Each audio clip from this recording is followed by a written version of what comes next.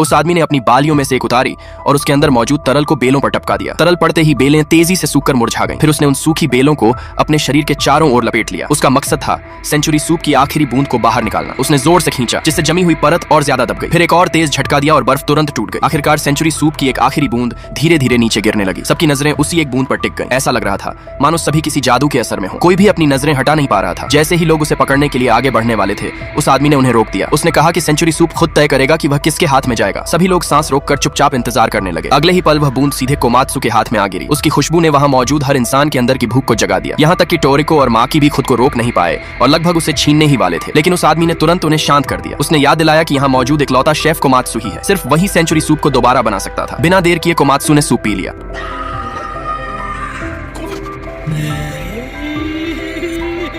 उसका स्वाद इतना अद्भुत था कि उसे शब्दों में बयान करना नामुमकिन था। उसके चेहरे पर बस एक बेवकूफी भरी लेकिन हैरान खुशी वाली मुस्कान आ गई। कोमात्सु का वह चेहरा देखकर टोरिको और भी ज्यादा उत्साहित हो गया। अब वह भी तुरंत उस सूप का स्वाद चखना चाहता था। कोमात्सु तुरंत सामग्री इकट्ठा करने में लग गया। उसने पहले से ही हजारों तरह की चीजें तैयार कर रखी थी। वह एक एक सामग्री को ध्यान से चुनकर बर्तन में डालने लगा। कई बार छानने के बाद सूप पूरी तरह साफ और पारदर्शी हो गया। उत्सुकता में उसने तुरंत एक घूंट लिया। स्वाद अच्छा था लेकिन फिर भी असली सेंचुरी सूप जैसा नहीं बन पाया था। तभी सोचते सोचते एक छोटा पेंगुइन चुपके से वहां आ गया। सूप की शानदार खुशबू सूंघकर उसके मुंह से लार टपकने लगी और जैसे ही उसकी लार की एक बूंद सूप में गिरी, एक चमत्कार हो गया। कोमात्सु ने तुरंत सूप चखा। स्वाद उसके मुंह में फट पड़ा और उसके चेहरे पर फिर वही मजेदार खुशी से भरा एक्सप्रेशन आ गया। किसने सोचा होगा कि उस पेंगुइन की लार ही सेंचुरी सूप का आखिरी और सबसे जरूरी इंग्रेडिएंट बनेगी।